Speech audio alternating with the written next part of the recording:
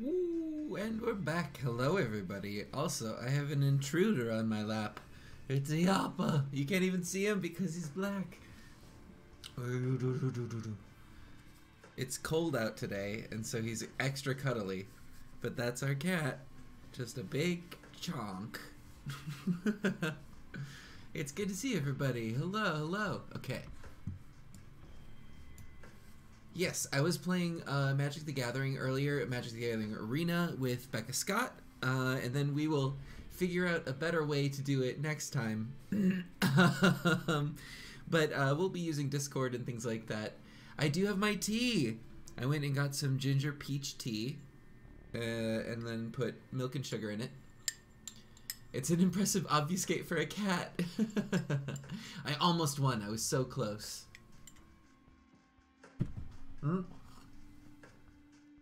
Well, Yappa, if you're gonna start meowing at the closed door, I'm gonna have to let you out. So you're gonna behave? You're not gonna behave. You're gonna start meowing right now, I can tell. Before we even start, let me get up and let the cat out because he's gonna start meowing at the door. Hold on. Yappa. I know. Okay. Go ahead. Alright.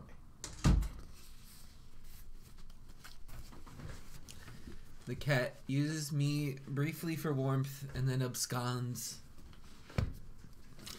It's going well, Abstractism. Who let the cat out? Who? Doesn't have quite the same ring to it. Woo. Oh, why do it better? That was charming.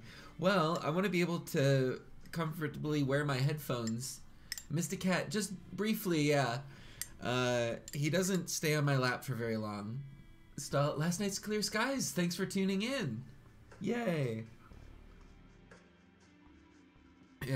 I love where we get to explore with Star Trek in Clear Skies. I think that everybody has a very interesting character and we've got our own stories to tell. So it's interesting to see where it goes, and I'm very excited for everything.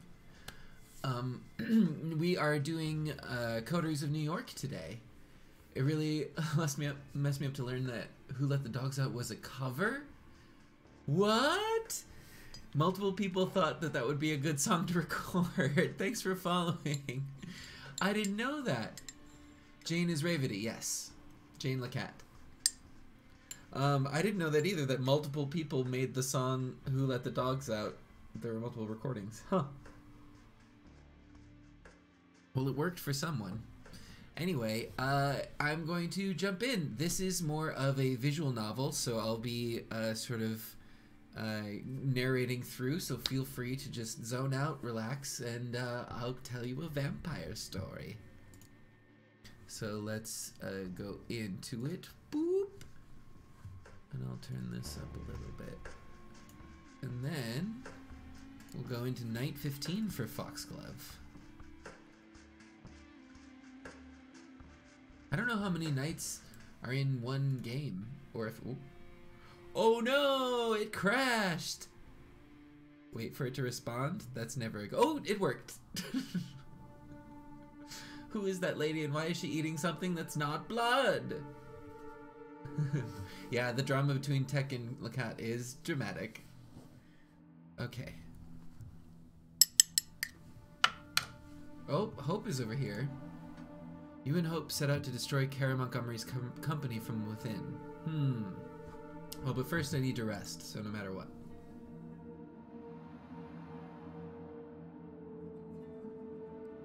Oops. Waking up tonight feels different for two reasons. For one, you are pleasantly surprised that your body mended reasonably well while you were resting. It comes with a caveat, though. The hunger you feel is pronounced. The beast like a black dog on the edge of your vision, following you. But what is truly remarkable is waking up to the tune of an old cell phone ringtone. An unknown number is calling the phone you got from Mia. You pick up. Kept that old thing charged after all, huh? You alright? Yeah, cut to the chase, I feel like shit. No, actually, I feel like shit. Look, that's too bad, but I don't really care. I was just being polite. I'm calling with good news. Torque has agreed to meet you. There's a pub in the Bronx, Solids and Stripes. Be there tonight. 2 things. No drinking on the premises. So, if you want to grab a snack, do it before setting foot on the borough. And this is an exclusively no powers meeting. We'll be rubbing shoulders with the commoners with the whole evening. And also, we don't trust you, so keep it casual or you'll blow it. Anything you'd like to add? Callahan forbade me from meeting Torque. We should expect company. Will you protect me from Callahan? We should expect company. I met Callahan yesterday. He kicked my ass and forbade me from meeting Torque. Said he'd keep an eye out to make sure I comply. Silence on the line. Fuck! More silence. I can't promise you any protection on your way there or back, but at the pub you'll be in Torque's domain. For all his posturing, Callahan doesn't have the balls to strike Torque directly. We'll post additional lookouts on watch. That's the best I can do. If Callahan got under your skin, I get it. I was in that spot once or twice too. All I've got to say is the risk is worth it. If Ash Ketchum was a lizard man. Oh, I haven't seen the art yet. I'll have to do that. If you didn't show tonight, I wouldn't blame you, but it's a one-time offer only. You gotta hedge your bets. Just don't do anything stupid. Just meet with us tonight. It better be in good faith. She ends the call. First things first, you take the subway to York Street Station, walk to Front Street, retrieve your car, and weigh your options while driving back to your haven. Ooh, I can do... Oh, feeding! Trust your intuition. I've got this red border around, which means I need to feed. So let's do that. You've been doing this for a good few nights. You're getting a feel for it. You're learning what kind of predator you are and what kinds of blood you crave. You're so caught up in yesterday's problems and this cloak and dagger debacle you're now a part of that the hunt feels almost automatic and casual tonight. A fragment of your surrender's control. Surrendered control? Just minutes after you find your victim, coax them, and drink from them, you find you've forgotten their face and how they were dressed. It only hits you once to look at yourself at your car's rearview mirror. This was wrong. You can't let this become the norm. You hurt somebody, a human being. You're a monster. You need to stay mindful of this. You're a monster, but unless you let yourself off the hook, you can hold on to your humanity and not let yourself slide down the spiral. Instead of clearing your mind, this clouded it further, and you are still no closer to a decision. Tell Sophie you can't meet with Torque. Drive around before going to the meeting. Go to the meeting directly. Okay. I think I trust... Oh, I shouldn't trust them. I should drive around before going. Let's give it a little bit and see what happens. You do intend to visit Torque tonight, but you decide to drive around a bit first. Something tells you there might be somebody tailing you. It sounds sensible to try and lose them. Trust everyone all the time. Yeah, right. This ain't my first rodeo. This ain't my first vampire rodeo. Now I want to go to a vampire rodeo. You spend a good 2 hours looking in your rearview mirror and driving all over the city before finally driving to the Bronx. You take some basic precautions as you enter Torque's turf. You park a few streets over from where the pub is and walk towards it while keeping an eye out for anyone suspicious. That kindred, for the most part, look no different than regular people, makes things complicated, of course. If you're being followed or watched, it's gonna be hard to tell. You reach the pub, shoot a final glance around, there's nobody suspicious around as far as you can see, and open the door. Will the bulls also be vampires? I don't know. Is it possible? The smell of cigarettes is overwhelming. The whole place is an aura about it, a constant fog hanging right under the ceiling. The lethargic fans do nothing to disperse it. The constant crack of billiard balls and clinking of glasses tells you all you need to know about the clientele. Not a very vampiric place at all. You're wondering if you got the address right. You apparently did. Mia's here. She motions you over to one of the few tables around. Took your sweet time to get here? What, cold feet? Never mind. Anyone follow you? I don't know, maybe. Not that I know of. Weren't you supposed to place lookouts? I'll go with... I don't know, maybe. Who knows, maybe. I had to look around and it seemed clear enough. You're not the best person to judge that, then. My lookout let me know you were coming a few minutes ago. Before I introduce you, there's some outstanding business to discuss. You didn't prove very helpful at the bar. Carol, the bartender, mentioned that you made an effort, but as you can imagine, there's plenty of licks who use feminine pronouns in this city. Still, I'll take whatever I can get, so thanks for that, I guess. Come on, Torque's right there. You walk toward one of the tables. A guy in a coat and hat leans over to take a shot. He's way ahead of his opponent. The table is clear of his balls, save for the 8-ball in a tricky position. Hey, they're here. Be with you in just a moment. The hit is fast, precise, and sends the black ball exactly where its player wanted it. His opponent lets out a frustrated sigh. That's that. I believe that's $150 American, Joey. You want to pay up now or up the stakes again? The disgruntled man accepts his defeat and pays up, then declares he's going to grab another beer. To the victor go the spoils. Thank you kindly. He turns his full attention to you. The man is good-looking, if somewhat gaunt and intense. His eyes especially seem to pierce right through your core, but not in an unpleasant way. Name's Torque. I believe you're Foxglove, Sophie Langley's new plaything. Is that right? That's right. How does everybody always know that? Plaything? No. You anarchs too? How does everybody always know this? Word travels fast when you care to listen, fledgling. We wouldn't be talking tonight if I hadn't learned that a long time ago. 150 US mortal dollars. Forgive my being real with you right off the bat, but I like to know who it is I'm dealing with. So here's something that I've been scratching my head about. If you're with Langley, and Langley's Cam through and through, I'm told, what is it you've come to accomplish here tonight? Sophie wants me to meet with you. I'm here to spite Callahan. I'm here to learn more about anarchs. Sophie Langley wants to meet with you. Don't ask why, she didn't tell me. She just said it had something to do with gathering allies against Boss Callahan. I'm here to arrange that meeting. The fuck? I knew nothing about this, T. They lied to me. Mia's furious. She's looking at the pool cue at you as if she was figuring out the best combination for the two. It's fine. I appreciate the honesty, even if you weren't straight with my second in command. That I don't appreciate. Well, well, well. Ain't that an interesting proposition? You can't be seriously thinking about meeting with Langley. She's hardline, Cam. It's a trap, it must be.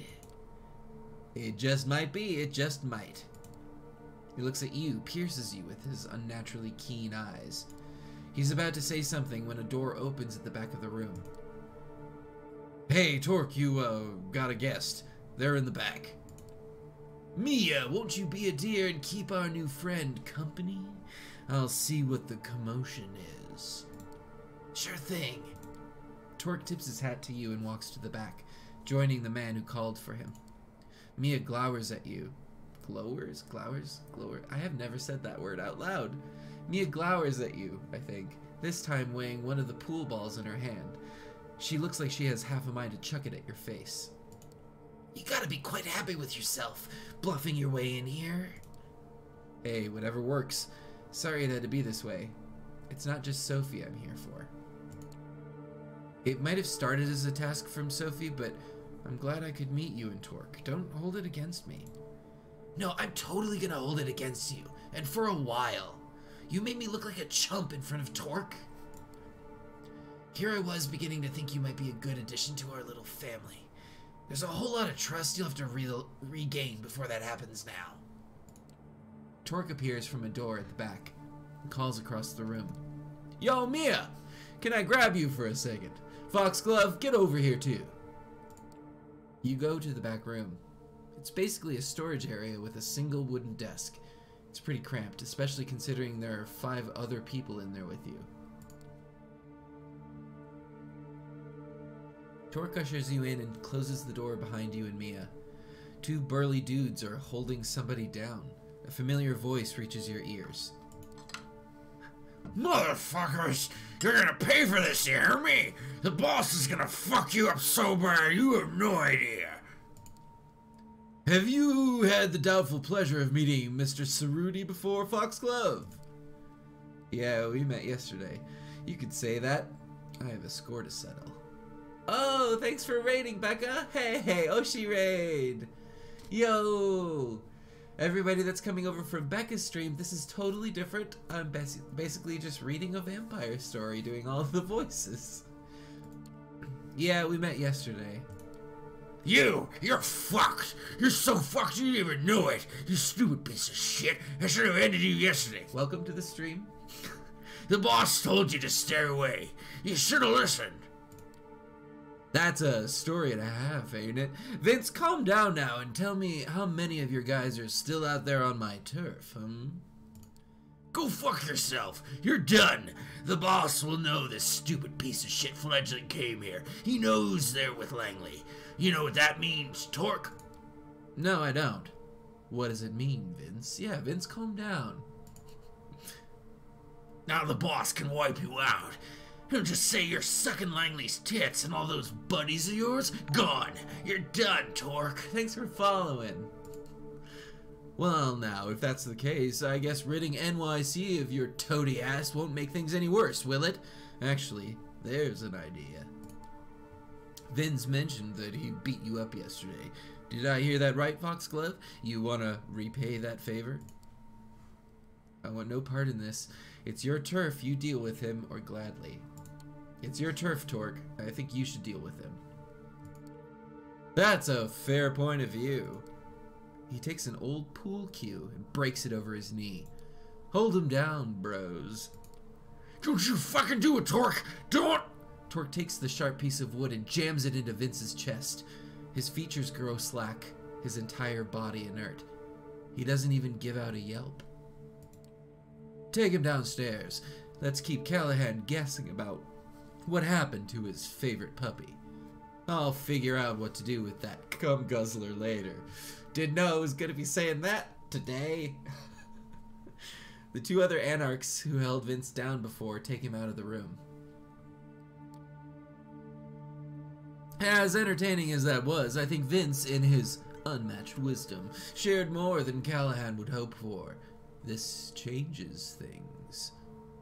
It doesn't make a bit of difference, guys. Vince is inert. Raising stakes already, yeah. Ever hear about Operation Lights Out, Foxglove? It was a Second Inquisition effort here in NYC. A single night of raids at a magnitude never seen before or since. The Ivory Tower got away with just a few losses here and there. No major players were hit. They managed to find safe spots and stay out of the eye of the shitstorm. Us, though, we got hit hard all over town. Havens were rooted out, entire coteries and safe houses gone just like that. Nobody saw it coming. I barely got out in one piece. Mia looks at him with concern and puts a hand on his arm. He shrugs it off, gently but surely. Others, like my child Barb or Mia's sire, extinguished. But you know who got out without a scratch?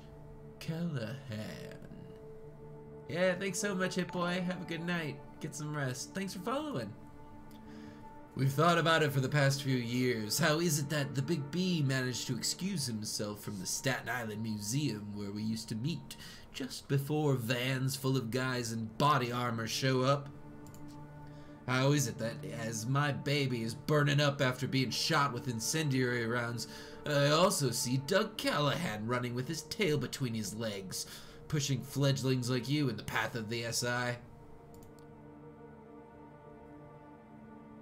We think the bastard knew what was coming.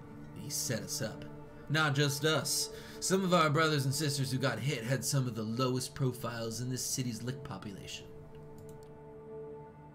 Stay out of Malibu, Lebowski. Sounds like some anti-anarch narcs might be involved with that Inquisition. The moral of the story? Callahan is an opportunistic motherfucker, and even if his thickest followers suggest he's gonna sell me out, then that's what he's gonna do, as sure as the sun rises. He pauses for a moment, and you see him reach a decision. A decision. You said something about Langley having an offer for me. It might be your fault, in part, that I'm at this juncture, but now's going to be as good a time as any to listen to what she has got to say. I don't think that's wise, T. Well, what would you have me do then? You said it yourself. It's all this fledgling's fault. They brought this on us. So let's use them as a bargaining chip. Callahan wants them. Langley needs them. They're valuable. Me? Valuable? I'm just a pawn. I'm sorry, but don't sell me out. What the fuck, Mia? I'm gonna tell the truth. No, you're wrong. I'm just a pawn. That's why Sophie sent me here. Plausible deniability and all that. I'm expendable.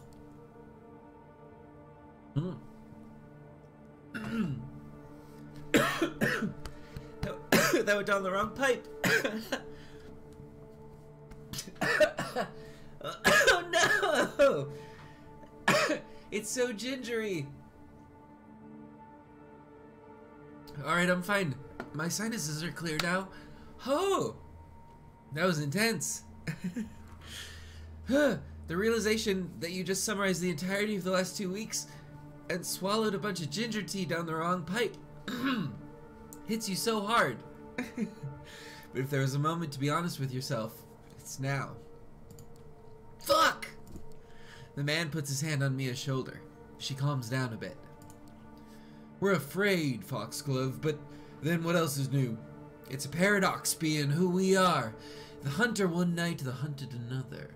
Masters of the night, slaves to the dawn. A duality to everything. Mia, I understand your concern, but I need you to trust me like you did before.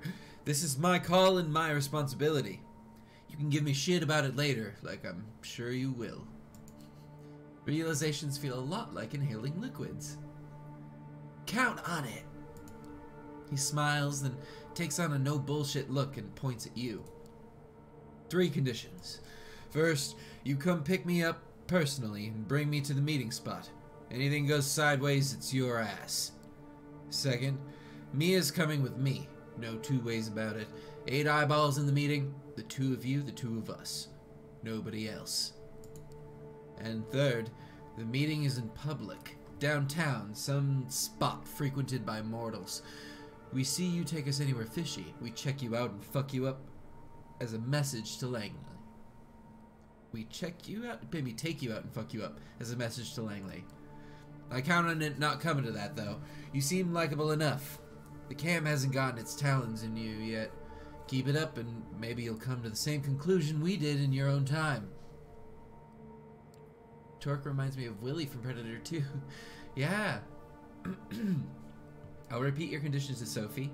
I doubt it. It's dangerous being anarched. I'll wait and see. I'll make sure to repeat your conditions to Sophie. You do that. Best be on your way. Ask for me here when you need me. The bartender knows how to get in touch. Just ask him to put the owner on the line. Mia walks you to the door and accompanies you to your car. Listen, about what I said before. Save it. Yeah, what about it? Yeah, what about it? I panicked. That's all it was. It was unfair what I said. If anything, it's my fault. I'm angry with myself, and that makes me angry with you. Forget it. See ya. She starts walking back to the bar as you start the engine and head back to Sophie's apartment. I'm gonna have to put Predator 2 on my watch list. It's been too long. Yeah, it might not hold up. Time to give Sophie the good news. She welcomes you as openly as ever, clearly excited to see you and for what news you might bring. Good evening, Foxglove. How is your task going? You have something for me, perhaps? I did what you asked. It's done, but cost me dearly. It's done, but there'll be trouble. I did what you asked. The meeting is set up. Excellent. Experience any problems? Callahan forbade me from meeting Torque. Torque doesn't trust you. Callahan's goon threatened Torque.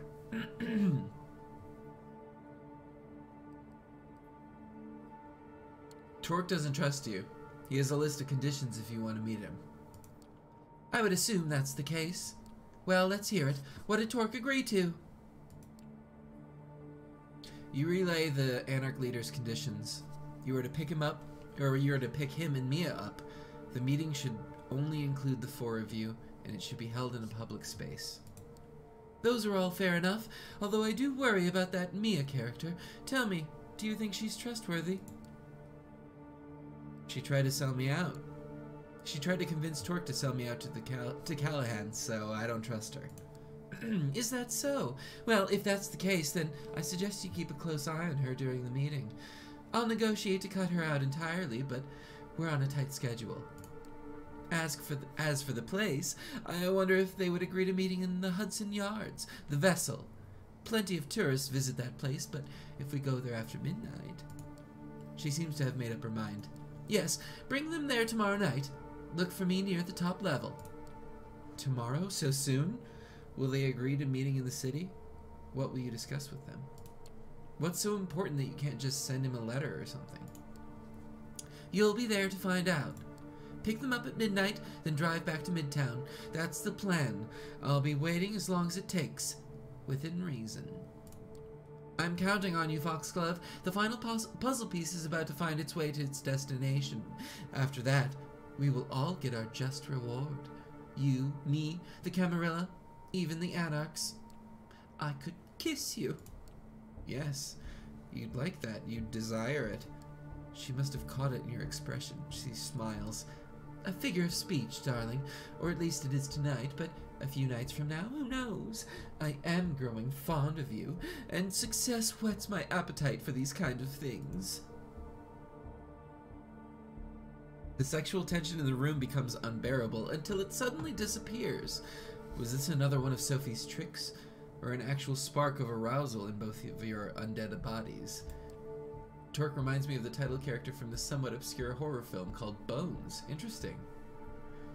You suddenly felt the blood flow through you for a short moment. The warmth in your groin takes you by surprise. You didn't think you could do that anymore. Or did you just imagine it? Use the rest of this night well, Foxglove, and rest. We are but a day's sleep away from shaking the city awake. It was about the ghost of a gangster named Jimmy Bones getting revenge on families of the men that betrayed and killed them. Interesting. Oh no, we peed ourselves. Or something. Okay, so I feel like we have to do Hope's thing. And then it'll come back to the rest of the story. Hope's poorly scribbled message reaches you in your haven.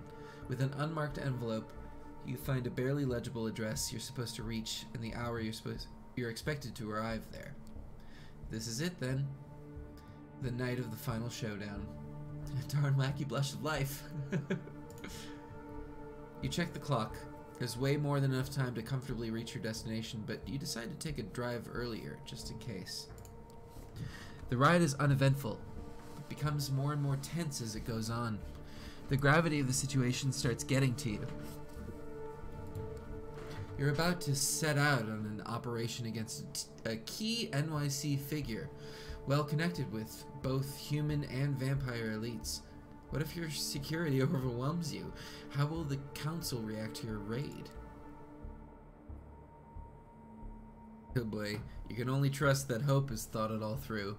She doesn't seem like the type who'd attempt a suicidal mission, which is something you typically say about a person who regularly attempts to shoot herself in the head. When you arrive at your destination, you find yourself in front of a building with a double spiral logo on it. This must be Montgomery's headquarters then.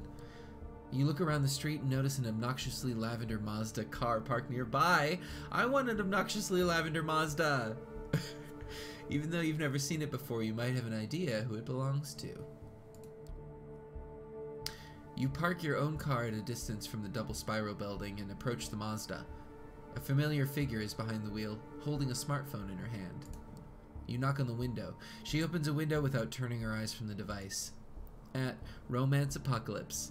Wow, you're early! Shouldn't you be hiding? What are you writing? Good evening. Yes, good evening for a glorious death. She lets a dead silence linger in the air for 10 seconds. Then, she stops typing, diverts her eyes from the screen, and gives you a melancholic stare. And winks. Please say psych? Psych! God damn it. Please say psych. Come on, what's with that face? I suffer from too much FOMO to let myself die. I've got accounts to run, notifications to check. Plus, no way in hell I'd allow Montgomery the satisfaction of a draw. We're going there to secure a flawless victory. No time to wait, let's go. Oh! She gets out of the car and motions you to walk with her. I trust Hope. As eccentric as she seems like she has a good mind for this kind of thing. I agree. Anywho, at Romance Apocalypse, glad you managed to make sense of my ugly scribbles. I totally forgot how exhausting it is to write stuff by hand. Still not as exhausting as having to deliver messages personally to someone's door. Next time you meet Langley, ask her to get you a flip phone or something, okay? You reach the front of the building. We're about to burn this shithole down to the ground. What's the plan? Shouldn't we be keeping a low profile with Kara inside? Hope, I wouldn't mind if you let me in on your plan this time. Death to double spiral. Oh, Foxglove, baby. One would think that by now you'd know I'm a need-to-know basis kind of gal. But luckily there's not much of a plan to talk about. You've done all the hard work during your meeting with Kara. Hey, Phoenix Goth. Oh, I hope the interview goes well. You see, our job is easy. We need to get in, destroy the server containing all the double spiral research, and walk out. No spectacle, no dramatic showdowns. Now, I know exactly what you're gonna say. But wait, Hope! If this data is so priceless, shouldn't she have external backups? Is Kara a complete dunce? Excellent question, my neonate friend. The answer is yes, she's a dunce, but aside from her numerous negative qualities, she also has a positive one. She's totally paranoid. She used to be a naive dumbass who wouldn't even cover up her laptop camera, but she lost trust in all external companies after a little cyber espionage incident. She's obsessed with not uploading her precious data anywhere online. Now, she only has one physical backup, hidden deeper inside the headquarters. Nobody has an idea of where it might be, but I do. Normally, I'd never be able to reach the place. Double Spiral is like an underground base. The walls and doors are reinforced both against the living and the dead. But the answer to this problem is simple. We only need Kara to lend us her voice so that we can override all the security measures and get to the heart of the facility. 2 seconds. I have to do this text message real quick.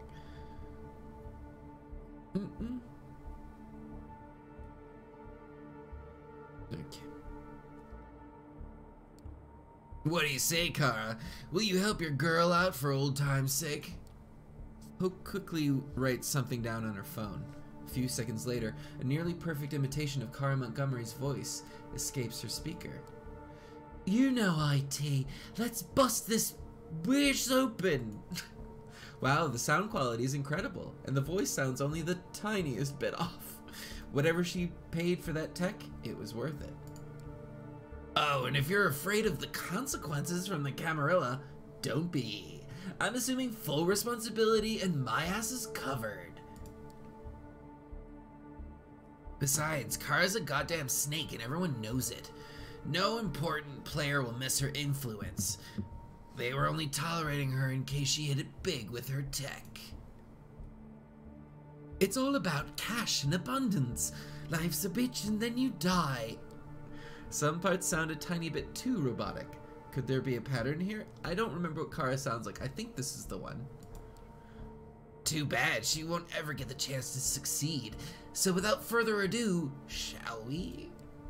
Hope starts marching toward the revolving door. You close your eyes, make an effort to sharpen your senses, and follow the Malkavian into the lobby of the double spiral building. There's a sole security guard at the entrance. He raises his voice to ask about your business, but is stopped short by Hope's commanding voice. Bye, KB Tibbs. At Manipulative's Snake. No need, we're expected. The man looks lost and disoriented for a moment. Then the gears in his head slowly begin to turn, and he nods his head, silently opening a gate leading to the elevators. Hope heads into one of them, and you follow. She presses a button, and the car starts heading to the lowest floor. Eventually, the doors open. At Dungeon Master Guide PDF. That's amazing! Welcome to Cora Montgomery's Deadly Dungeons, Foxglove. What appear before your eyes are the dimly lit corridors of an IT office, empty and silent. I'm doing this as the Dungeon Master anyway. The air is stiff and dusty, and there's a sharp, rotten stench in the air that you're unable to identify. The menacing atmosphere makes it hard to recognize at first, but this looks like an active workplace. It really is a dungeon, although a corporate one, where people are cheated of life.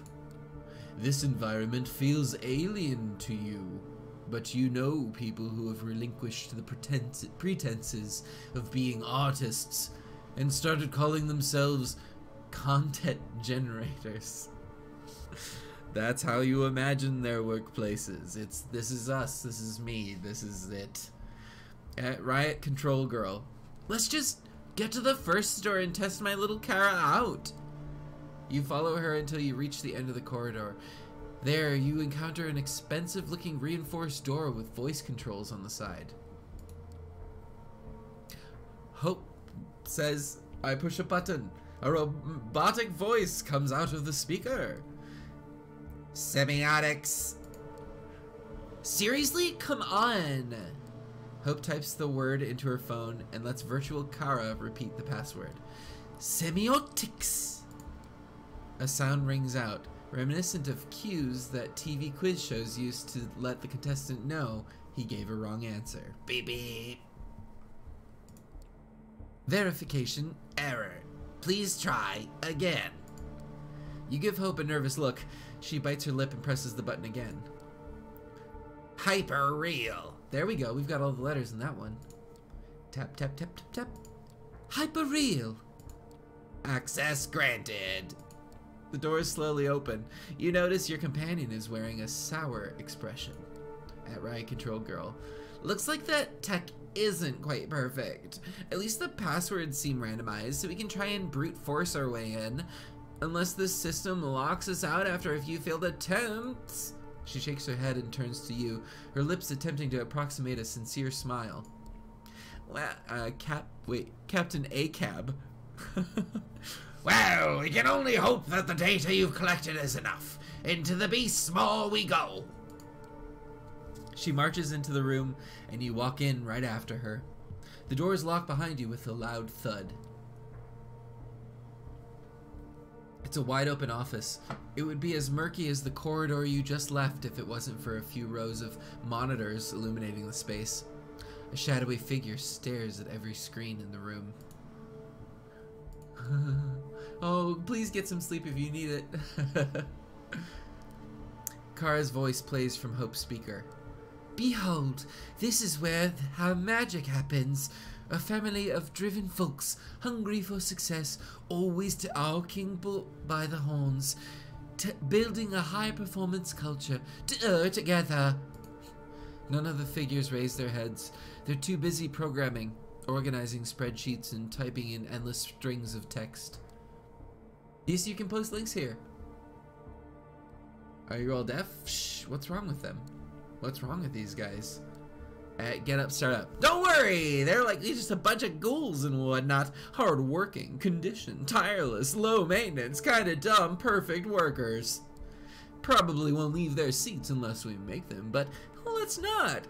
We've got more important things to do, like destroying a few years' worth of their work. The figures don't... Oh yeah, make the TV, yeah. The figures don't stop pounding away at their keyboards. In fact, they don't react to her words at all. I think they rebooted Reboot, didn't they? Which is a little ironic. Or they are rebooting? Alrighty then, get up, start up. So, do we go straight to the server room, or do you want to just check one of the side rooms first? Your call. I'd prefer to wrap things up here as fast as possible, but hey, little Kara's here with us thanks to the data you've gathered. You betcha. If you think you can use her voice for something useful, hey, feel free to do it. I heard telltale of a reboot. You look around and think how to respond. This door looks curious. Actually, let's try this door. You approach a door with a huge sign that says staff only. Next to it, you spot familiar voice controls. Hope nods at you and pushes the button. Vaudeville! Hope taps the screen on her phone a few times and puts the speaker next to the door's microphone. Vaudeville! Verification error. Access denied. You push the button again. Vaudeville. Card captor socialist. Looks like this one just doesn't have a randomizer built in. Won't do us any good to keep trying. The capital wins once again. Let's move on, comrade.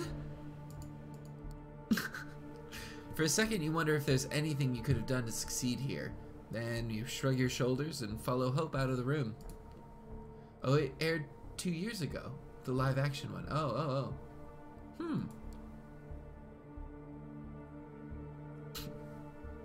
Another depressing corridor, reeking of who knows what. You expect Hope to walk to the very end again, but this time she stops halfway and starts mumbling under her breath at Joyce Barger.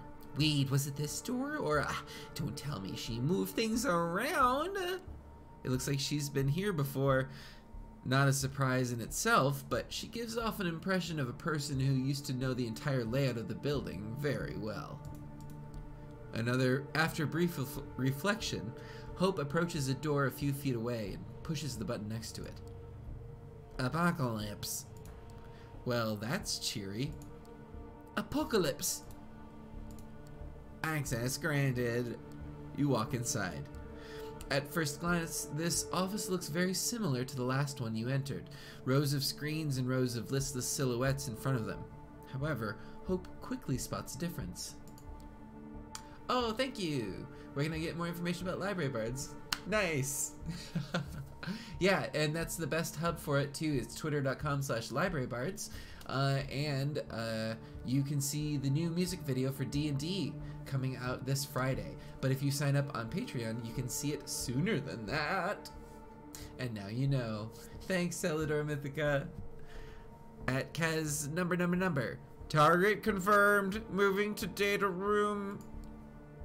There's a room with endless machines at the back of the open space. Hope walks in, takes out some hardware out of a bag she's carrying, and begins the process of removing the data. Should have invested in SSDs, sis.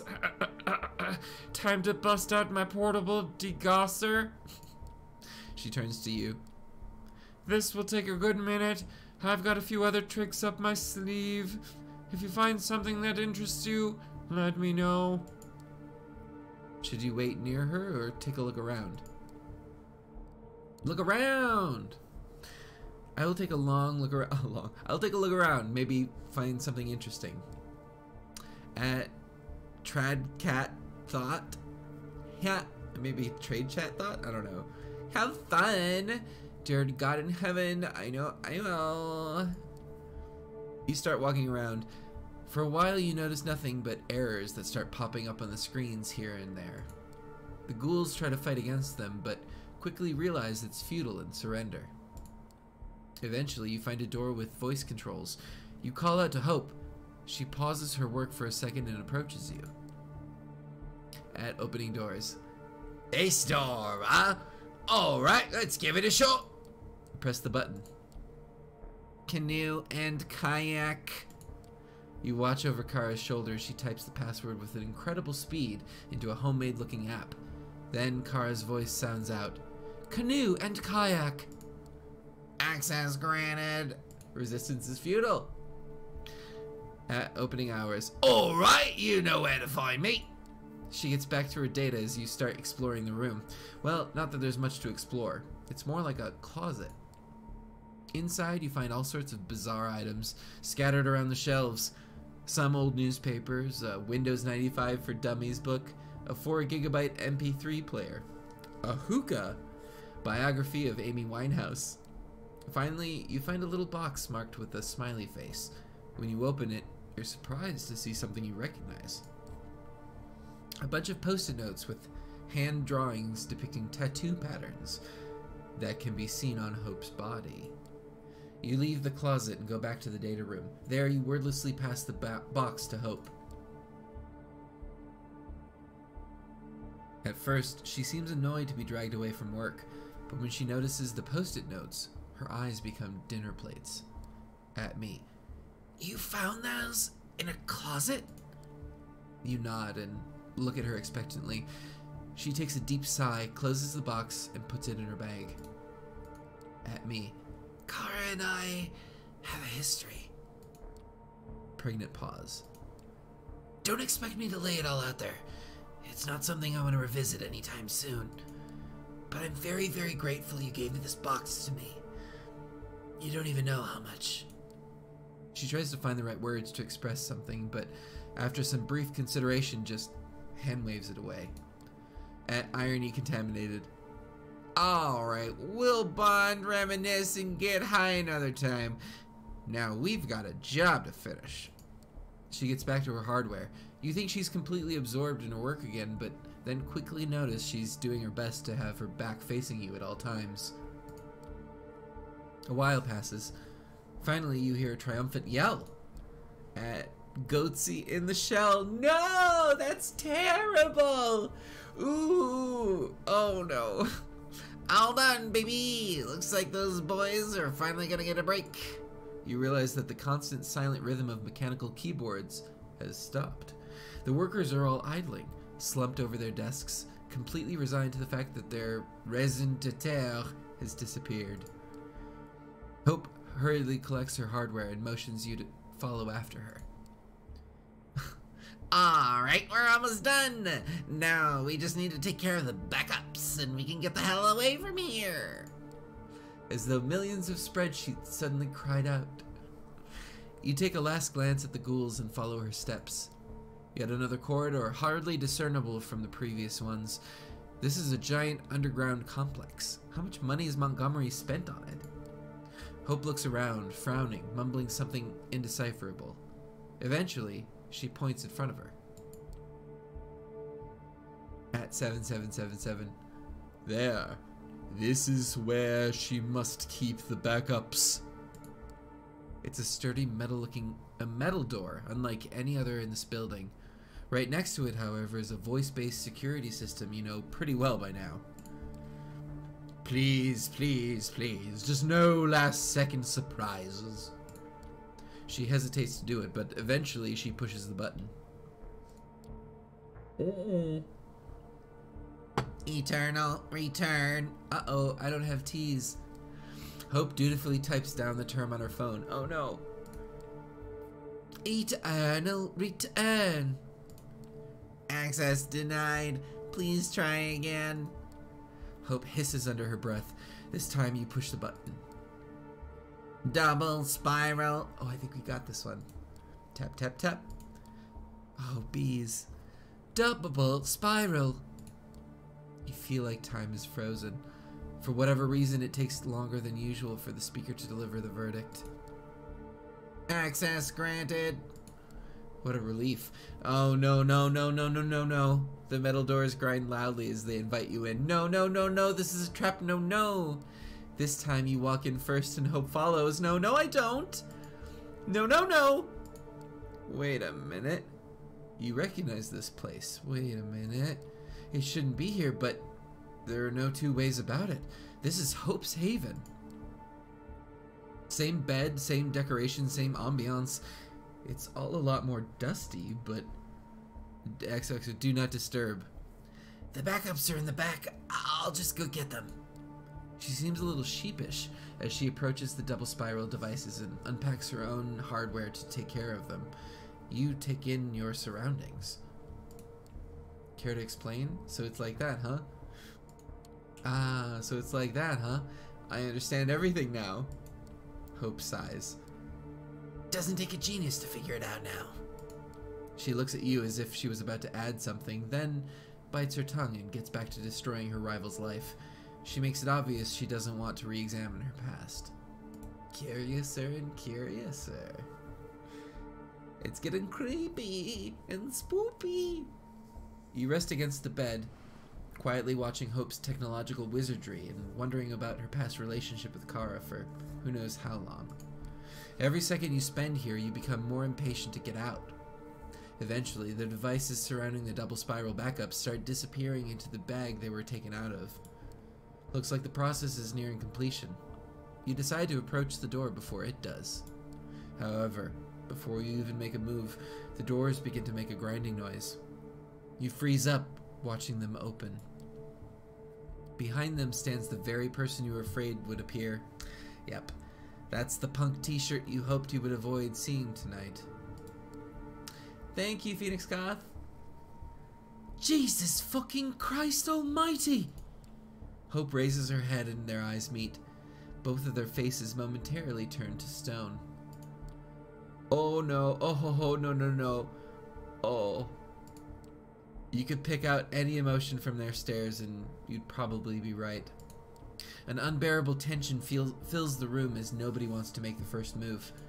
Eventually, it's Hope who decides to break this stalemate by loudly pressing the enter button on her laptop and immediately dropping it in her bag. You doubt it's anything more than a provocation, the Malkavian letting her opponent know she won, but it works. The noise makes Montgomery snap out of her stupor. You psycho! You fucking demented, vindictive psycho! The air turns thick with murderous intent. Oh, no, no, no, no, no, says, hi. Hope pretends she hasn't noticed. Kara's bloodthirst becomes palpable. Oh, no, no, no, no, you were supposed to be on the other side of the city right now, at the meeting. I am notified about every failed voice authentication attempt. I got back here expecting to find some idiots still trying to make their way through the front. She looks around. But I never expected...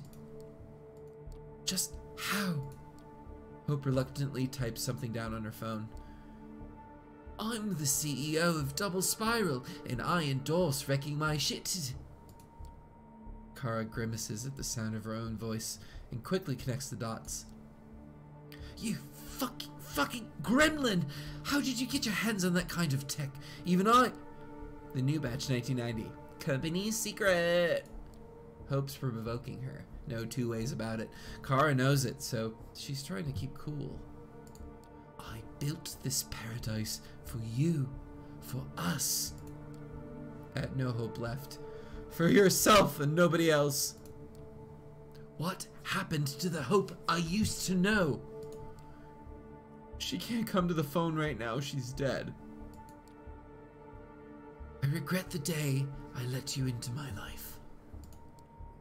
Stop lying to yourself, Kara. You only regret the day you let me out of your life. Shouldn't have let your mask slip, honey. A snappish response almost escapes Kara's mouth, but she manages to stop herself before letting the discussion devolve into childish spat. Just tell me there's a copy of my data you haven't ruined, and I'll let you out of here alive. She gives you a hateful look. Both of you. Hope tilts her head and flashes an evil ear-to-ear grin at truthful MSM. Not a single bit of data remains. More than a decade of your work down the drain. Welcome to the worst night of your life since the .com crash, Miss Montgomery. Kara looks as if a stake was just driven through her heart. She starts to collapse, sliding down against the door like she was sinking deeper and deeper into her personal hell. Hope just stares at her torment, wearing an indecipherable expression, waiting for her rival to reach the floor. Then, she does. And there, at the lowest point of her life, she finds something unexpected. I never ever wanted to do this. This is not me. Her voice sounds completely different. But if there's only one way out of this mess, I'm gonna take it. I'm gonna get my data back. Hope looks confused for a second, then an understanding dawns on her. Come on, Kara. You wouldn't dare. You started this game. Now accept your loss. The game isn't over until all players are out of moves, honey. Baring your fangs now? There are two of us against one. Even if you commit the sin of diablerie. The last time something like this happened to me, I was ready to die. I think I'll take my chances. It's not like I haven't dreamed about feeling my fangs inside of you for a long, long time. So, you want to give me this one victory? Prove once and for all that I was right? It was never about me, but about all that stupid garbage in my head? Hope's dialogue is different personalities. Yes. A victory, please. Victories are material. They aren't like your little online arrangements. She's serious about this, Foxglove. She wants to devour me as a whole. Sacrifice her humanity in this exchange for access to my soul and everything I know. Stay away, Foxglove. You want money, data, domain privileges, a position at Double Spiral, anything you want. You can get it if you just look the other way. Don't listen to this shit. The moment the prince finds out, it's final death for... And Kara runs, her moves resembling a beast more than human, immediately closing the distance to Hope. Then she jumps at the Malkavian like a wild animal hunting her prey. Hope instinctively attempts to defend herself, but is immediately overwhelmed. Lying on the ground, she looks like a deer in the headlights. Kara, on the other hand, looks like a bear ready to maul its victim. If you want to react, you need to do it now. Oh no!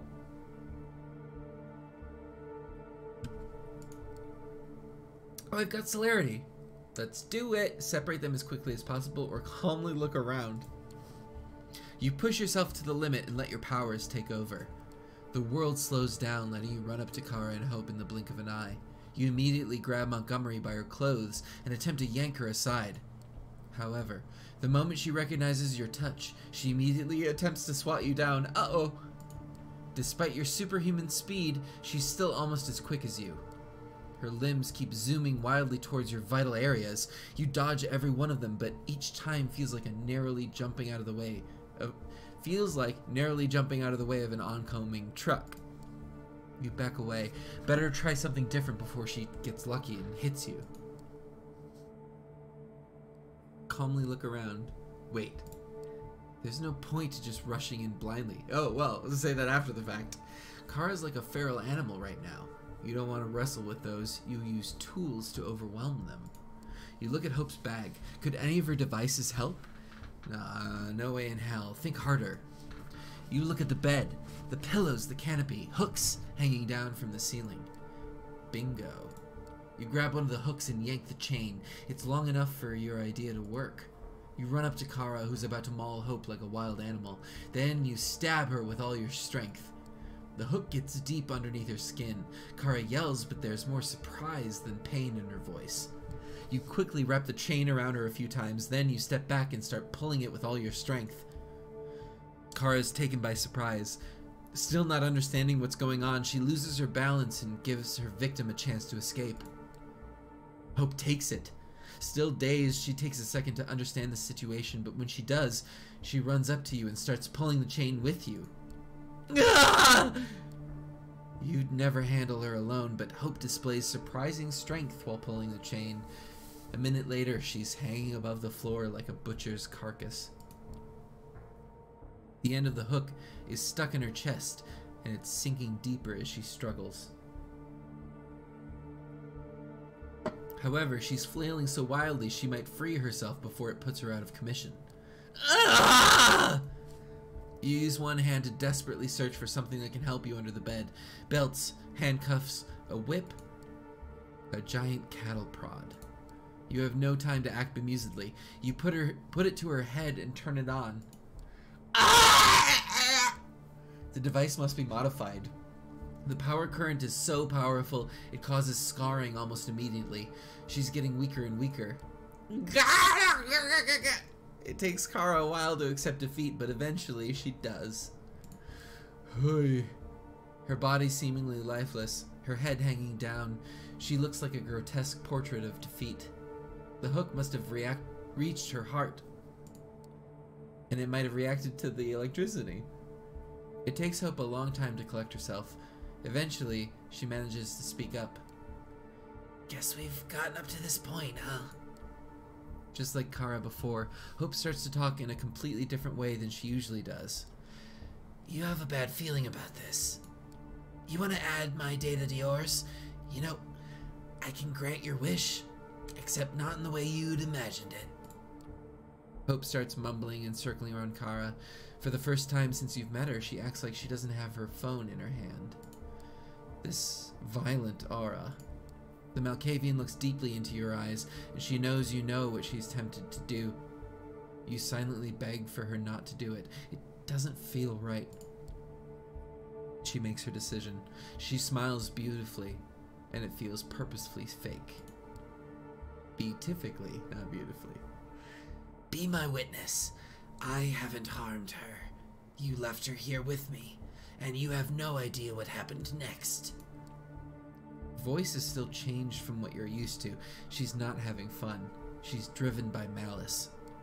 I've disabled security, so you're free to leave now. Call me whenever you need me. I'm a part of your coterie now, so I'll repay my debts or whatever. You give her a suspicious glare. It doesn't faze her, though. I've still got some unfinished business here. She turns to Kara's listless body. A puppet is dangling sadly by a single thread. It would be smart of you to leave. Her tone makes it clear she's not willing to discuss anything. Your relationship is strictly professional. You sigh, shrug your shoulders, and head out the way you came from. The lights of New York welcome you above ground. I got extremely online gal as an achievement. See you soon, Hope. Hope you don't get into trouble. You try to celebrate the new addition to your coterie, but Kara's face appears before your eyes over and over again, making your victory bittersweet. This is it, I think. Okay, so I'm going to take a short break here, and you can as well. Take about 5 minutes. Intense lovers' quarrels. Yeah, I'm glad I found the lesbian plot point, but I'm sad that a lesbian had to die. Aww. But take this moment. Kara is Spanish for face, by the way. Good to know. To take a bio break and get some water, whatever you need to do, and I'll be back in about 5 minutes. Thank you so much. We'll be right back.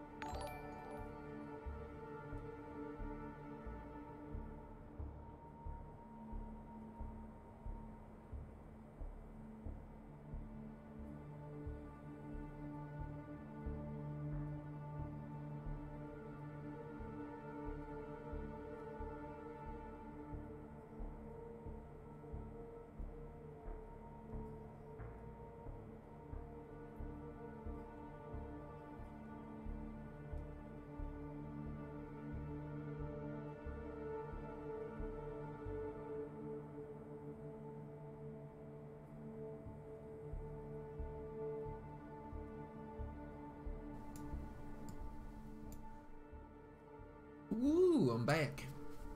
And also, I'm using the same tea bag for 2 rounds of tea. The blasphemy.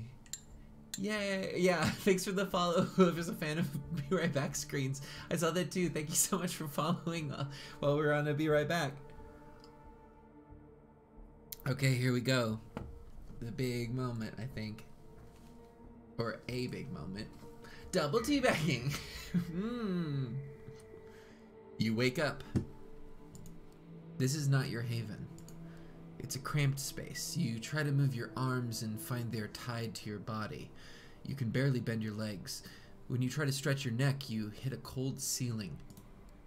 You can't quite believe it, but this is a coffin, or something close enough to it.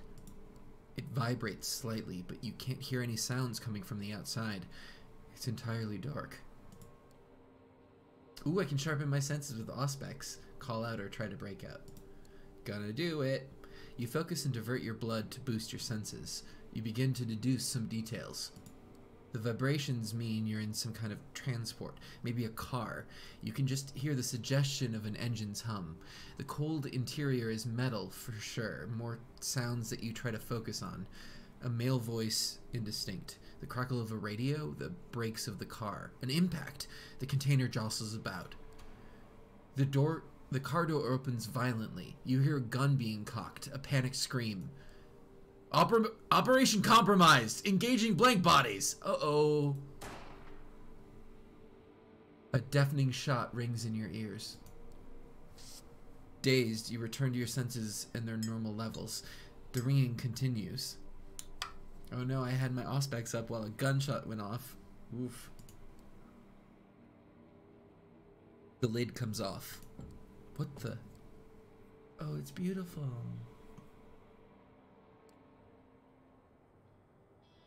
Well, I'll be damned.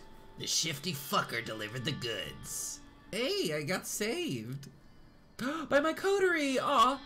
At Raloff272039. You were trying to cross the border, right? Walked right into that Imperial ambush. Same as us and that asshole over there. We gotta scram and fast. Follow us. Seeing their faces is surprising, even more so in these circumstances. However, you realize the immediate danger and follow your companions out of the car and down a street in North Bronx. The van has crashed into another car.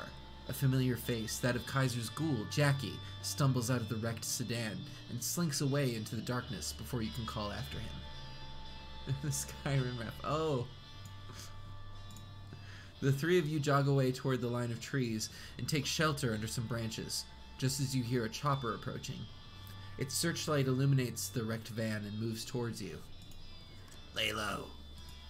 D'Angelo does his disappearing trick and vanishes from sight. You look to Hope, but she's not there. You haven't seen any movement, just the tree she leaned against a scant few seconds ago. You're left alone, with just a few seconds to make your move before the spotlight finds you. Celerity! Dash deep into the park. You take off before the light can reach you. In just a single dash, you find a small, overgrown mound beneath an old tree. You realize you didn't have to run that far. The searchlight passes through where you were standing just seconds ago, but doesn't actually reach much further into the park. The helicopter flies on, its searchlight frantically moving through the vicinity as your companions once again appear in your proximity. Nice job, kid. They seem to be moving in. Come on, before these SI fucks change their mind. Wait, the SI? Care to tell me what's going on? What are you two doing here? What are you two doing here? Wait here, both of you. Hope, fill them in. I'll go scout ahead. Hope, portrait 3.png. Your life up to this point, everything you knew, it was a highly advanced VR simulation. Welcome to the real world. Your blank stare is what makes her crack. No, actually, the SI, First Light, in this case, I think, raided your haven and took you in. They were just transporting you out of town. Kaiser told us which route they'd take. How did the SI know where I live? Kaiser organized this? Why? What about Sophie? Is she safe? Wait, how did the SI know where I lived? At BNware. Messed up your security? Next time, keep your antivirus software up to date. Avoid questionable websites and only download software from trustworthy sources. Hey, I saw Kaiser pull up. Come on, time to blow this joint. Kaiser's familiar car stops nearby, and the back door opens. Your allies usher you inside and join you. Being inside this mobile fortress never felt like a relief, until now. This is also the most un-Toreador I could have been in making my coterie with a Nosferatu and a Malkavian. But I'm really happy with it, and I think we're a really cool bunch. Hey, fledgling. Missed me. Yeah, actually. Not really, but I'm glad you're here. Save it. What's the deal here? Save it, Kaiser. What's the deal? What's your angle on this? Oh, you wound me, Foxglove. Is it that hard to believe I do something out of the goodness of my heart? He laughs his horrible laugh so loudly that even your companions are startled. No, I don't blame you. You are here now only because I told your buddies that you were neck deep in shit. That van you were in is a one-way ticket to Hurtville, Pennsylvania. I broke you out as a favor. Now you owe me. Big. Hope snorts. What's so funny, Jester? Hurtville, Pennsylvania? Why, do you like it? Ageist scum. Yeah, it's literally the funniest thing I've ever heard. Is there a Usenet where you use workshop these bits with other ancient demons? Can I get in? Everyone's a critic. Can't trust vamps in suits? How would you know? Why didn't I wake up earlier? Was it Sophie that asked you to help me? Ha! Now that would have been rich. Sophie Langley stooping down to ask me for help. Oh, please, my adopted child is in danger. Save the Kaiser, sir. Nah, fledgling. She didn't come calling. If she did, I'd have her beg. I'd have her do a lap dance if the stuck-up bitch even knows what one is. She wouldn't do that. You're worth less to her than her pride. I have a good idea why the SI hit you, Foxglove. Now, there are tons of good reasons for it. It might have been one of these, for instance. The screens in Kaiser's car flicker, and each one of them shows a short-looped clip. It's you. Getting into a fight, feeding, using one of your powers. You haven't exactly kept a low profile, fledgling. I get it, you're new to this, so you didn't know better, yada. The fact is, the SI has tons of this stuff. Security footage, YouTube videos posted by onlookers, social media posts from victims, you name it. Like I said though, I don't think any one of these did you in. Slip-ups happen. Not to you though, right? I always wondered, how is it that you can drive a pompously luxurious limo around NYC and not get caught? What's your secret, body doubles? Decoy cars? Kaiser smiles, going for that anthropomorphic piranha look you saw a few times before. You do know what killed the cat, don't you, Mr. Finch? D'Angelo freezes and scratches his face, looking fiercely at the other Nosferatu. You notice that his hands are shaking. Well, do you? Stop shedding on the upholstery and answer. Or should I use your given name, too? Yeah, I know why the cat croaked. You would, wouldn't you? You've never seen D'Angelo serve anyone a death stare quite like the one he's shooting Kaiser right now. I have not watched the Dracula show on Netflix yet. I've heard mixed reviews, but not a lot of them skew towards the not great. As much as I enjoy tempering your overinflated ego, we're nearing our destination, so I think I'll move on. The reason I need you walking and talking, Foxglove, is to test a hypothesis of mine. For that, I need you to finish what you were tasked to do. So, first things first, Here. He hands you a phone. The number has already been dialed. You hear the tone. Somebody picks up. Who is this? It's me, Sophie. Kaiser, what the hell? Remain silent. I'm gonna remain silent. You don't say anything. Hello? Hey, Langley. What do you want? There's somebody here who wants to talk to you. They're just shy. He shoots you a glance that doesn't leave much up to interpretation. Sophie, it's me. Foxglove, are you okay? What are you doing with that creep? Just temper or I cut the line in the fledgling's throat. Come on, Foxglove, spit it out. I got captured by the SI. My friends saved me from the SI. Kaiser saved me from the SI. D'Angelo and Hope saved me from the Second Inquisition, Sophie. I only got out because of them. Your companions look at one another knowingly. SI? That's what I feared. Listen, the plan. We need you to do it tonight. But if the Inquisition is involved and you broke out, they'll be looking for you. So we can't meet in public. I have a place in mind, but Kaiser, are you still listening? Would I tell you if I wasn't? Foxglove, call this number from where you visited before last we spoke. I'll come pick you up. She hangs up. And that's that. Gotta tell you, kid, this entire conversation is my curiosity, alright? Is this my chance to prove myself?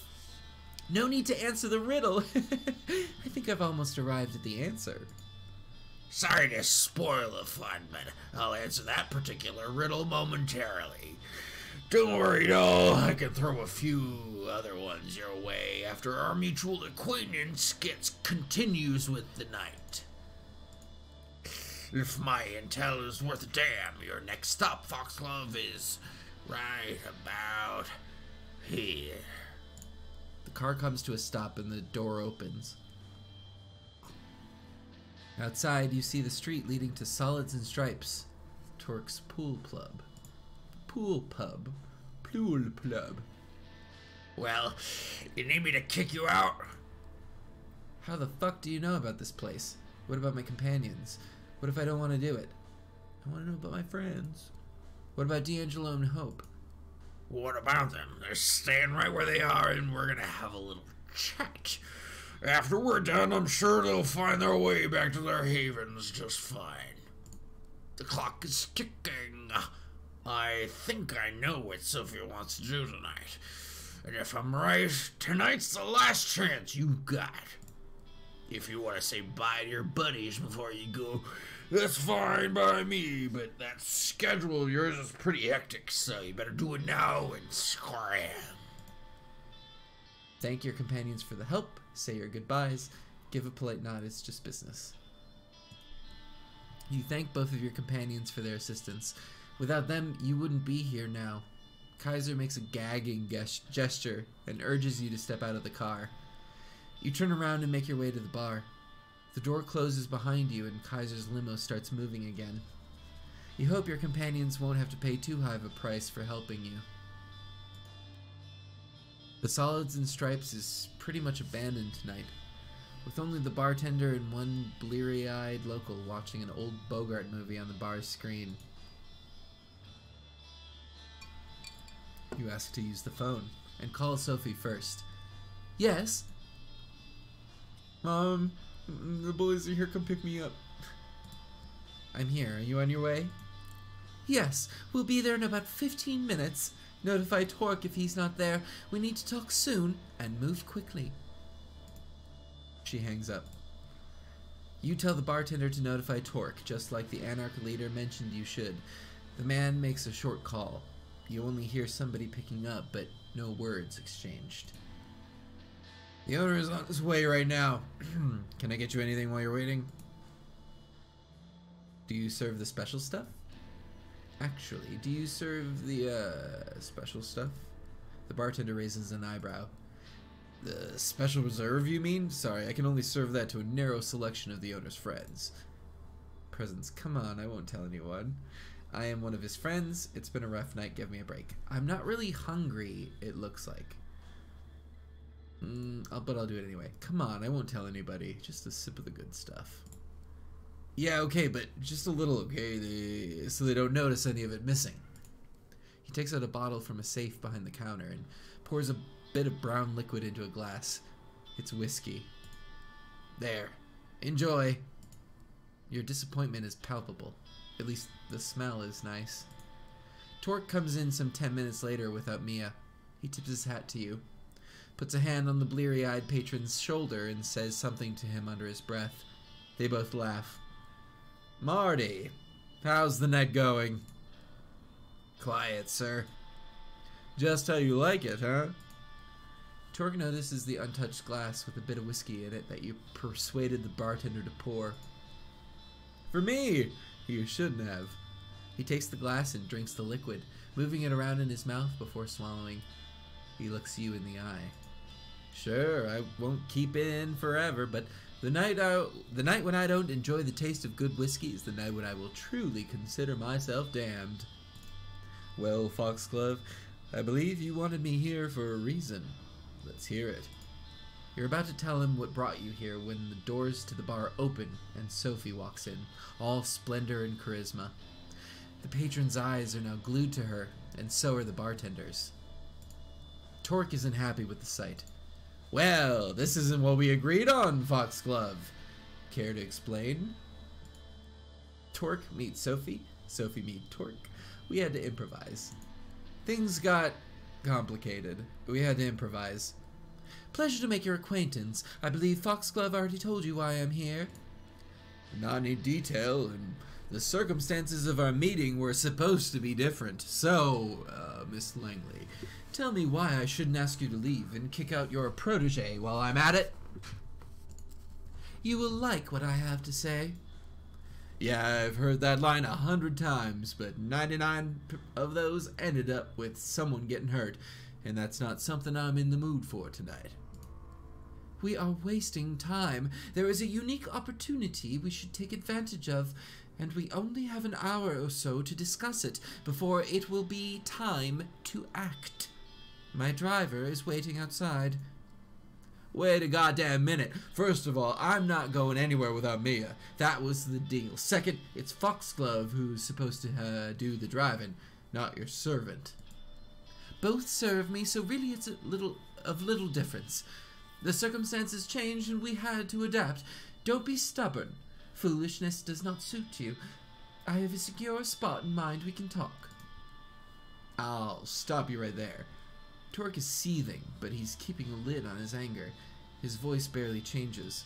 My conditions were clear. The way I hear it, you want to break each one of them. I see no reason at all to agree to any of this. I believe I will be staying put tonight. You have places to be, yes? Torque, you're throwing away the only chance you have at challenging Callahan. Don't be a fool. The lid comes off. Call me a fool one more time, woman, and it's not the only thing I'm gonna be throwing. Sophie, Torque's right. Torque, listen to Sophie. You're both acting like children. You need to put your differences aside and see the other's point of view. Thanks for following. Both Sophie and Torque glare at you. No powers, just their personas are enough to make you feel like you'd prefer to be anywhere else but here. Hey, thanks for hosting. Wilhelm Ravenloft. What the fuck who the fuck do you think you are? There is only one child here, Foxglove.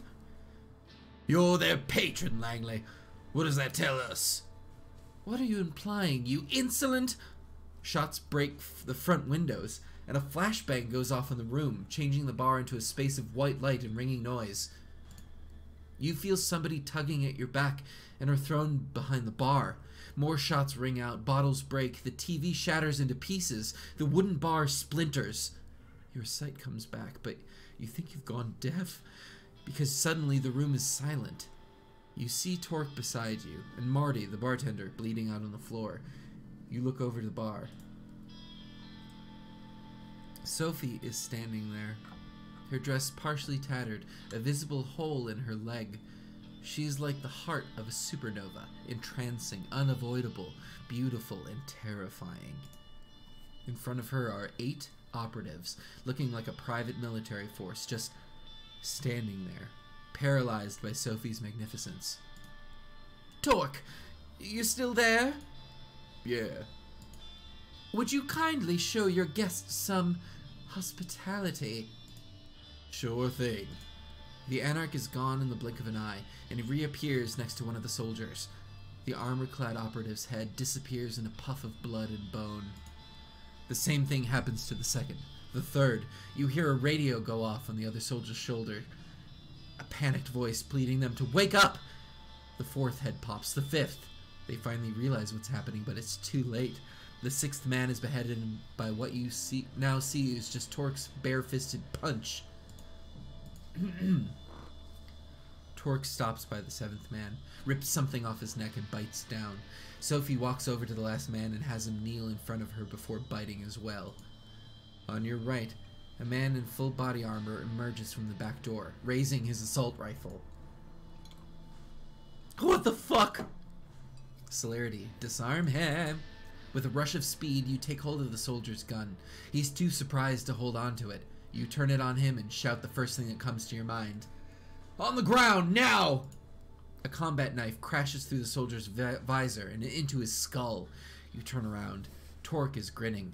He mouths something under his breath. You can hear the exact words. Still got it. Langley?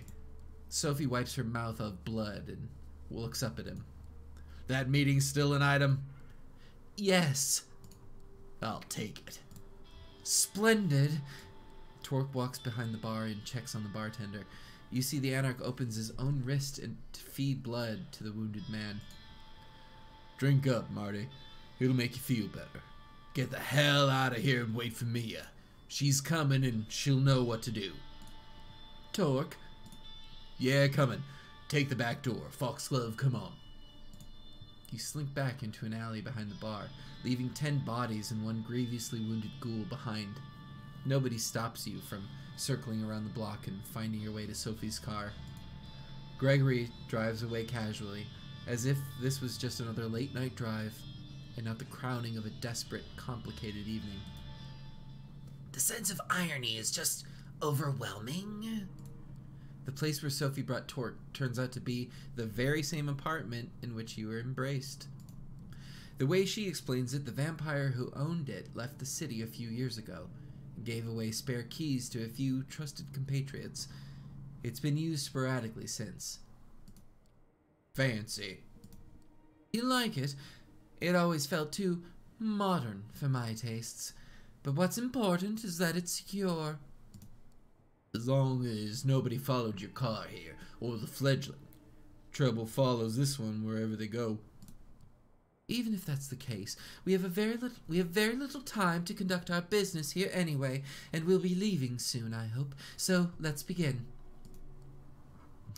Oof. Okay, so first I want to say that we are coming up towards the end of the stream. I'm going to be going for another 20 minutes or so. Thank you for following. And we'll be raiding another channel within the community. So keep an eye out for who is live at 6 o'clock, and we will raid over there. Okay, so finally, this better be worth all the trouble or just stay silent. Let's just stay silent for now. You look at Sophie, excited. Finally, you will learn what it is that you've been working towards for more than a week. And what it is that Kaiser wanted you to participate in. I have it on good authority that Boss Callahan is bloodbound to the Prince Panard. Torque sucks in air loudly. That's an accusation and a half there, Langley. Got proof? No, but we're just a boat ride away from getting it. What is that supposed to mean? Foxglove, the address that I procured from Kaiser was the meeting spot for Panard's and for the Baron's regular sharing of blood and other bodily fluids, if the rumors are true. Wait, Kaiser knew about this? Is there anything that insufferable clump of dead skin doesn't know about this city? He knows things, but only shares them if you pay.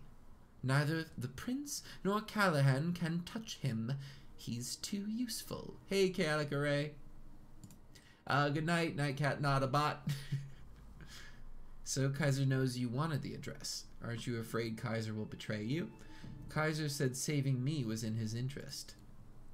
Kaiser said something about having plans for me, that he wanted me to make this meeting happen. That can't be good, right? That is an interesting point. I think Kaiser might be as interested in shaking up the status quo as we are. A chaotic landscape makes for a great market for him, unlike a static one. I don't like playing into that creep's hands, but at least now I know that I'm doing it. The devil you know and all that. What was the address he gave you? They meet regularly on Ellis Island. In fact, their next scheduled meeting starts in just under half an hour. Oh, damn. I'm guessing you want to crash that meeting. Why? So you can see the proof for yourself, so that I can make sure too, and so that I have an extra pair of eyes for Panhard to consider when I present to her my ultimatum. The prince must abandon her seat and leave New York City. She can go wherever she pleases, but if she stays, the entire court will know, and the next prince might not look too favorably on her past. Dealing with anarchs, especially so close, is a punishable offense in the Camarilla, as I'm sure you've heard. So I did. Torque strokes his beard and looks intently at Sophie. What exactly are you trying to accomplish here? Say you remove Panhard and I even remove Callahan. Then what? Torque, did you ever wonder why Callahan is keeping you in check? Because I wondered why the prince condemns anarchs during her visits to Elysium, but doesn't allow the Ivory Tower to challenge you. She or they have engineered this status quo not for the good of their sects, but for private gain. They keep us all in line because it lets them hold on to their power that much longer. And your goal is what? Make this Cold War turn hot? Not a great plan. You cammies will get your butts kicked out of NYC in no time. If you anarchs manage to organize, which I doubt you will. At any rate, it's a risk I'm willing to take. I don't stand alone in this. This entire operation has been years in the making. Torque, I am offering you a chance to square things with Callahan and level the playing field. If we get rid of these two, we can start on equal footing at the next stage of this danse macabre. Why am I here listening to this? How do I factor into this plan? Aren't you copying the same status quo? Sophie, why am I here? I understand you needed me to set this meeting up, but why am I listening to all of this? It's a precaution. In a way, it's a shame this Mia you told me about did not make it in time to listen to this too. I can still call her, but it'll probably be an hour before she gets here. We can't wait that long. You will have to suffice, Foxglove. I am risking the prince's or even Callahan's wrath. While I don't think they would dare to lay a finger on me, another set of eyes to watch over the meeting can't hurt. And I did promise I would explain everything in time, didn't I? You know, after all those years spent in Callahan's shadow and taking part in all the kindred dick-measuring contests, I sure expect a ruse, some ploy to kill me in an out-of-the-way place. That's our inherent paranoia talking. My gut tells me it's time to get this show started.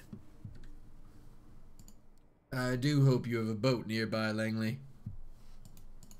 Sophie smiles mischievously. Of course I do. It's waiting for us by the pier. Lead the way then. Moonlight's burning. The three of you leave the apartment and walk toward a pier. Nobody seems to be following you. You get on a small patrol boat and double time it through the Hudson's cold, dark waters. Out of all the places in NYC where the Prince and the Baron could meet, and it's Ellis Island, a landmark with a dark past, A museum on one hand, a dilapidated piece of history on the other.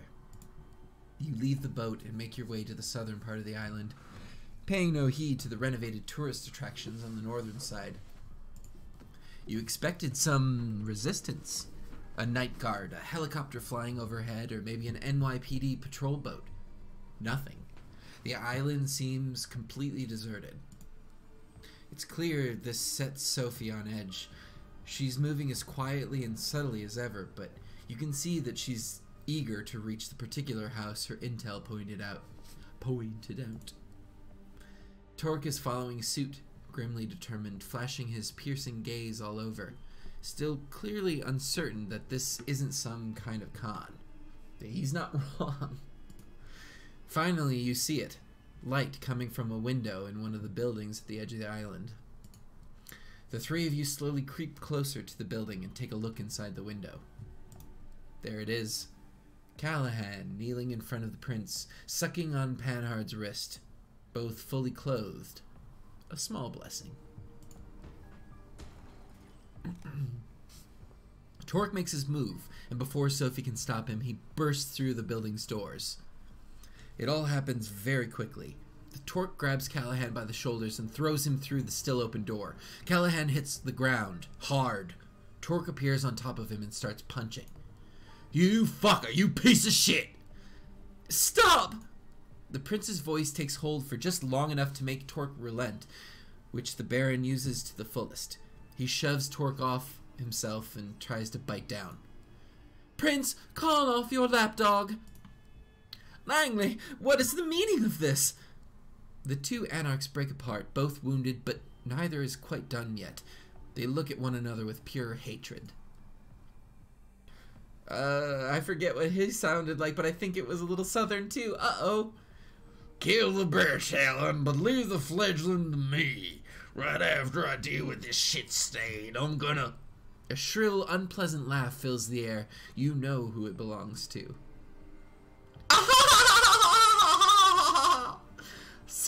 So entertaining, truly. It almost feels a shame to break up this spectacle. But alas. Thomas? Who the fuck is this joker? Oh, yes, I don't think we met, though I did hear a lot about you, Mr. Torque. My name is Thomas Arturo, and Callahan uses this moment of uncertainty to strike. He's still too slow for Torque, who throws the boss onto the lawn, where the two exchange blows once again. Helen, if you would be so kind as to ask your friend not to hurt our guest too much. Callahan, don't kill him! This time Callahan comes out on top and grabs Torque in an iron hold. Your companion struggles, but can't quite break away. "I will not be denied, Helen. Not this time." "You will do as I command." "And she will do as I command her, Douglas, old boy." "What?" Like I was saying before, I was so rudely interrupted. I feel like I need to break up this little spectacle. It's been going on for much too long. You think you're so smart, Langley, you and your clique. Figured out that there was something fishy going on all on your own. But you were always working with just a piece of the puzzle. Wasn't she, Foxglove? Sophie looks to you, shocked and disappointed. I don't know what he's talking about. What are you talking about, Arturo? This is not happening. I don't know what I'm talking about. Oh, of course you don't, of course. How could you? Only I knew. And your sire. They're the one who agreed to embrace you after some negotiations. You hear a scream and a curse. It's Callahan, whose arm is nearly ripped off his body. Torque breaks out of the Baron's grasp, but doesn't continue the attack. Instead, he's at the edge of the water in the blink of an eye, and disappears into the Hudson. The only trace left of him is his fedora. Leave him! Why can't you just trust the actors to play their roles? No matter. A problem for another night. He'll reach his allies. He'll tell everyone of this. Let him, and why not? Nobody will believe him. Besides, his nights are numbered now that he's in the SI's sights. Sophie looks at you. How could you, Foxglove? I saved you. Arturo suddenly appears next to her and slaps her in the face. Did you hear anything I said, Langley? Nothing. It's not them. It's me. Me! Thomas, what? No, shut up. Shut up. I'm talking now. You've played this game all wrong. You were playing on one board, but you're just a pawn on another bigger board. See? You never realize the people at the top simply flip the chessboard over and punch you in the face whenever they don't know or like how the game is going. He motions to the remaining kindred. But the thing is, you weren't even adept at playing the game you knew. Foxglove, just another pawn, placed on the board by my associate. You thought they were your piece since you took them in? But who gave you that idea? You return to the night where you were judged by Prince Panhard. The woman in red, Sophie, somebody speaking to her, a man in glasses, the man standing before you now. This is cruel. We know it's going to happen. If only somebody would speak up for the poor child. They could be a useful tool for the Camarilla. Terror creeps into Sophie's face. Of course, those are not the words you heard, were they? No, you were already grasping for some opportunity to further your scheme. I put the bait out and you took it. Hook, line, and sinker. After that, it was only a matter of time before you started using Foxglove as your errand boy. No one is quite as easy to track and monitor as a naive fledgling who's just learning the ropes. What is it you want, Thomas? What do I want? Oh boy, the answer is so simple but so hard to put into words. Unstable stability, cutting-edge tales of thrills and intrigue that push it to the limit, and then return you to the tried and tested status quo. Gently, infallibly. A system full of distractingly moving parts which simulates conflict so convincingly that its users never feel a need to direct their energy toward upsetting the system. Achieving the eternal through the disposable. Building a city that's like a ship of Theseus, constantly changing its parts, yet always maintaining the same purpose. Serving the same goal at all times. A large-scale infrastructure that has something like an exhaust system for the spirit. Something that disperses the toxicity around instead of concentrating it in a single place. None of what you're saying makes the slightest bit of sense. Arturo is momentarily stopped in his tracks. He stares into the sky for a few seconds before a sad grin appears on his face. Spoken like someone who's never really had what it takes to make it in the big leagues. With a theatrical snap of his fingers, he gives his last sentence a sense of finality. Something's changed in the air. A woman's shape slinks behind Sophie's back. Goodbye, Sophie. A disheveled woman with what looks to be garden shears appears behind Sophie.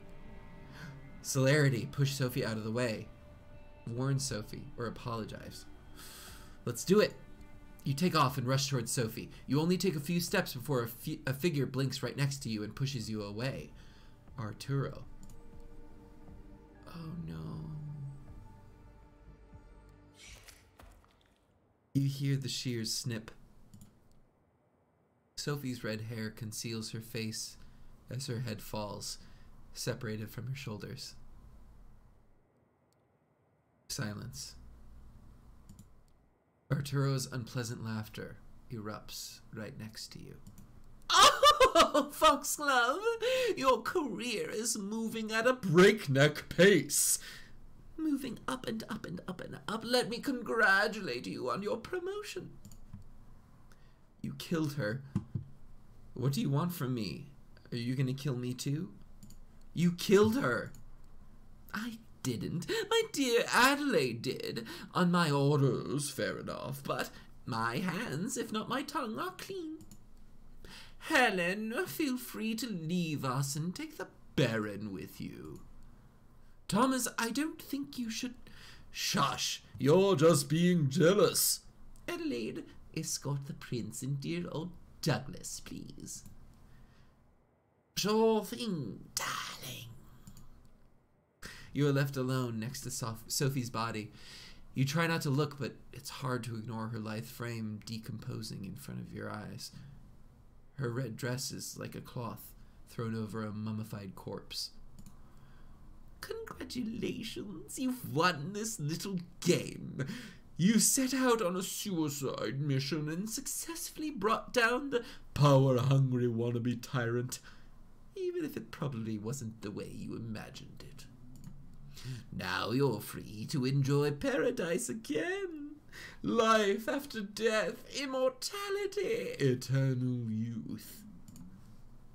What they don't tell you is, of course, living in paradise is inherently sinful when not everyone can partake. But you have time to learn how to live with sin, don't you? He takes a melancholic look at the city skyline surrounding him. The Statue of Liberty and the lights of Manhattan shimmering in the distance. You know, New York taught me to believe in fate. My unlife began right here, and it began with utter despair. My first instinct was to drown myself in books and keep reading and reading until literature gave me the piece of wisdom I needed to go on. Personally, I find reading a silly hobby in retrospect. I always had this minuscule hope that the next sentence I'd read could finally bring me salvation, but it never did. It only gave me fuel for this elevated, righteous, intellectual suffering. Thank you for following. But the more I read, the easier it was for me to boil every paragraph down to a power relationship. The characters' influence over each other, the writer trying to impress the reader, etc. The strings everyone pulls started to look like strands that weave into the fabric of fate. And once I saw its beauty, I got teary-eyed. My architect instincts kicked into overdrive. I didn't have to submit to fate. All I had to do was cooperate with it and wait for my time to shine. Give it my input wherever I needed until it trusted me to do more. Thomas steps over what's left of Sophie, wiping his glasses with an elegant cloth from his pocket. And I did. Fate let me look after the city. With my architect's tools, I started quietly shaping the streets and corridors, while Kaiser and his ilk shaped the information flow. And among many tools this process gave me, one of them was a way to reliably come up with a useful agent like you. The methods I used were crude at times, but the route was there. All you had to do was follow it. Some people write rulebook passages. The others plan city arteries. In the end, the effect is the same. Someone always follows. He puts on the glasses and gives you a long, hard look. I've grown fond of you. You have done so well. Even that idiot Callahan tipped off the Inquisition, and you still escaped. I like that kind of resourcefulness. I can use that kind of resourcefulness. He uncovers his wrist. So take my blood, just enough so we can start off on the right foot, as a sign of good faith. A sign that you're ready to play in the big leagues, ready to behold the sights I've prepared for you. What do you say, Foxglove? That was an ending! Wow! The end.